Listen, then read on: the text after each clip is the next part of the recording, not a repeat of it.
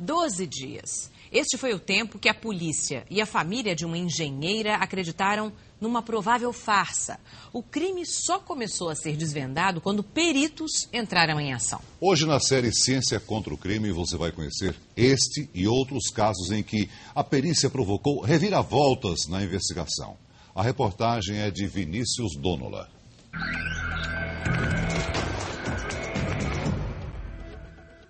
Estas são as últimas imagens de uma jovem que desapareceu depois de uma festa junina, perto de um dos lugares mais conhecidos do mundo.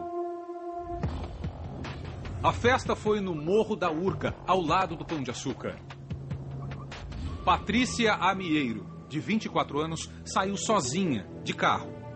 Ela deveria percorrer este caminho: cruzar os bairros da Zona Sul, passar pelo túnel que dá acesso à Zona Oeste, dirigir 36,5 km até chegar em casa, onde morava com os pais. Mas a viagem terminaria neste ponto, na saída do túnel. Por algum motivo, Patrícia perdeu o controle do carro e despencou de uma altura de 7 metros na entrada de um viaduto. O carro é encontrado na beira de um canal que liga o mar às lagoas de Jacarepaguá e Barra da Tijuca. O que aconteceu a partir daí é uma sucessão de fatos estranhos. O corpo de Patrícia não é encontrado. Supostamente teria caído no canal. Mas como, se o cinto de segurança estava afivelado? A seguir, um objeto levanta suspeita: uma pedra de 8 quilos, na altura dos pés do motorista. A pedra foi usada para estilhaçar o para-brisa. Quem faria isso e por quê? Mais um fato mal explicado. O banco de Patrícia estava reclinado para trás. Quem mexeu no banco e com que intenção? Até aquele momento, a tese era de que Patrícia havia sido arremessada para fora do carro pelo vidro traseiro. Um policial experiente não cairia nessa história. O buraco do vidro, por onde ele poderia ter saído, era um buraco muito pequeno. Talvez ele fosse o suficiente para passar milimetricamente o corpo. Mas não passaria naquele buraco do vidro, do para-brisa traseiro, sem deixar um vestígio, um pedaço de cabelo. E não havia nada? Não havia absolutamente nada. O que aconteceu neste lugar foi mesmo um acidente de trânsito? Para os policiais, num primeiro momento, sim. Investigadores da delegacia mais próxima não viram indícios de crime, mas o caso passa por uma reviravolta com a chegada dos peritos. Eles descobriram marcas de tiro no carro de Patrícia Amieiro. Balas que teriam sido disparadas por policiais militares que estavam de plantão bem neste lugar, na hora do suposto acidente. A notícia machuca ainda mais a família de Patrícia. Levei aquele choque, então mataram a minha filha, né? Então ela realmente foi alvejada, né? Por que ela foi alvejada? Ela não era uma bandida, né? Para ser alvejada. Com a hipótese de acidente descartada, a delegacia local é retirada do caso. Entram em cena 2 peritos do Instituto de Criminalística. O laudo dos peritos não deixa dúvidas. O veículo foi alvejado por disparos de arma de fogo. 2 tiros atingiram o capô. Os peritos também identificaram os calibres das armas, ambos usados pela Polícia Militar. A seguir, o tampo do porta-malas foi levado para o Centro Tecnológico do Exército. Um supermicroscópio constatou: na peça do carro havia presença de chumbo, comumente encontrado em objetos perfurados por projéteis de arma de fogo. Com isso, foi possível afirmar: quem atirou tinha dolo, a intenção de matar.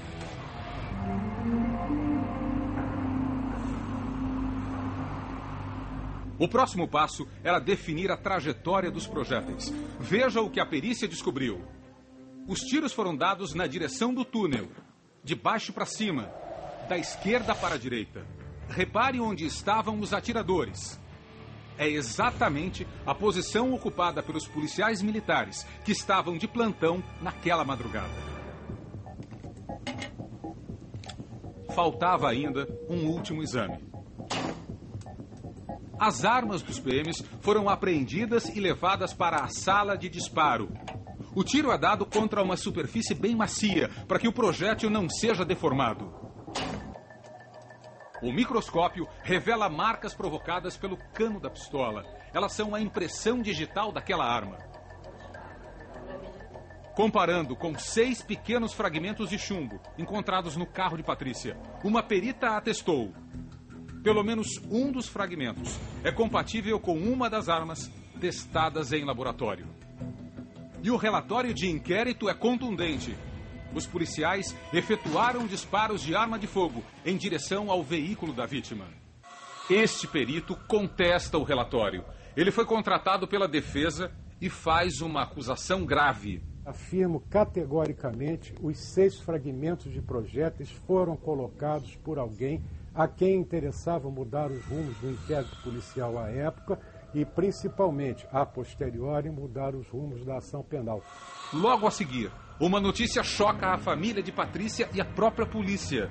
Os 2 peritos que revelaram a suposta farsa são desligados do caso e afastados da cidade. Um deles é transferido para a região serrana do Rio, o outro para a Baixada Fluminense. Eles foram fundamentais para começar a abrir as portas para tentar resolver esse caso, né? Claro que, para mim, né, para quem estava presidindo o inquérito, aquilo ali foi uma situação chata, né? Eu acho que não devia ter acontecido. Apesar do afastamento dos peritos criminais, a polícia já tinha respostas para os fatos estranhos ocorridos naquele dia. A pedra no assoalho do carro. Ela teria sido usada pelos policiais para estilhaçar o para-brisa. Com a pedrada, eles destruíram a marca deixada pelo tiro. O cinto e o banco reclinado. Por causa da batida, a trava do cinto de segurança quebrou. Não havia como tirar o cinto do motorista. Se Patrícia não foi arremessada, só havia um jeito de retirá-la dali: reclinar o banco para trás e puxá-la na direção do banco traseiro. Foi exatamente isso que aconteceu, diz o delegado que assumiu o caso e assina o inquérito. Eu não tenho dúvidas de que ela estava no carro e que ela foi retirada daquele veículo. Pelos policiais militares? Pelos policiais militares. De novo, o perito da defesa contesta. Ele alega que não havia ninguém ao volante na hora do suposto acidente. A minha tese é de que o veículo foi parado no acostamento, quem nele estava desembarcou, deixou o carro em ponto morto, desfreado, e simplesmente o empurrou e ele desceu, ganhando embalo até chegar ao canal de Marapendi. Mas então, onde estaria a engenheira Patrícia Amieiro? 4 anos e meio se passaram e a família ainda espera uma resposta. Infelizmente também não sei onde colocaram, né, a minha filha. Então a gente fica sempre com aquela interrogação, né? 4 policiais respondem por ocultação de cadáver. 2 deles também são acusados de homicídio. Patrícia Amieiro seria mais um nome na lista de vítimas do trânsito, se não fossem eles. Biólogos, físicos, engenheiros, peritos que já mudaram o rumo de muitos outros casos que até parecem contos policiais. Setembro de 99. Um ex-comandante da Polícia Militar do Rio é assassinado no centro da cidade. O coronel Carlos Cerqueira foi executado pelo próprio segurança, um sargento da PM, que teria se matado logo a seguir. Cerqueira, braço direito do ex-governador Leonel Brizola, era conhecido por defender os direitos humanos e lutar contra a corrupção na polícia. Fogo! A Secretaria de Segurança se adiantou em afirmar: trata-se de assassinato seguido de suicídio. De novo, a história parecia mal contada. Aqui no laboratório, os peritos fizeram um chamado exame de microcomparação balística. Eles pegaram um projétil como este, já deformado pela força do impacto, que foi encontrado na cabeça do suposto suicida. Depois compararam com outro projétil que foi colhido na sala de disparo, usando a arma do sargento. Conclusão: os projéteis apresentavam características diferentes. Ou seja, o sargento não cometeu suicídio, assim como o coronel. ele havia sido executado. A perícia fez a parte dela, mas os responsáveis pela provável execução do sargento jamais foram encontrados. Junho do ano passado, depois de uma operação policial numa favela de Nova Iguaçu, na Baixada Fluminense, Juan, um menino de 11 anos, é dado como desaparecido. 10 dias depois, um corpo é encontrado na beira de um rio. Investigadores chegaram a afirmar que os restos mortais eram de uma menina, mas exames de DNA revelaram a verdade. Aquilo é o que restava do corpo do garoto desaparecido. Como provar que o menino que havia sido enterrado neste cemitério, na Baixada Fluminense, estava mesmo no local do suposto confronto da polícia com os traficantes? Havia testemunhas, mas era preciso uma prova técnica. E ela foi obtida com a análise de um chinelo. O chinelo que Juan usava na hora em que foi atingido. Peritos encontraram no calçado células da pele invisíveis a olho nu. O material genético foi comparado com o DNA da mãe de Juan. O resultado deu positivo. Não há como se contestar. É ciência. É ciência dizendo que aquele material pertencia a uma vítima e que essa vítima estava naquele local. 4 policiais militares foram presos e vão ser levados a júri popular. A melhor testemunha que nós temos num processo de homicídio é o cadáver. Por incrível que pareça, o cadáver fala. Só que ele fala através da perícia. A perícia não mente.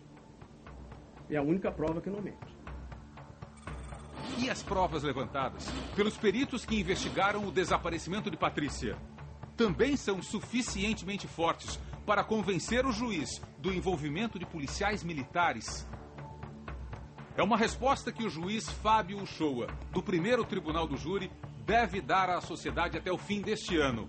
Ele prefere não falar sobre o assunto, por enquanto. Eu não quero fazer nenhuma consideração, nem interior para mim, antes de eu ver todos os argumentos, tanto da acusação quanto da defesa. A família Amieiro aguarda com ansiedade, ainda duramente abalada pela perda e pelas revelações feitas pela perícia. A nossa força de vontade, nosso pensamento positivo, a minha filha não vai estar de volta. Mas eu consegui. Consegui que esses caras sejam condenados, que eles vão à júri popular pagarem o que eles fizeram com a minha filha.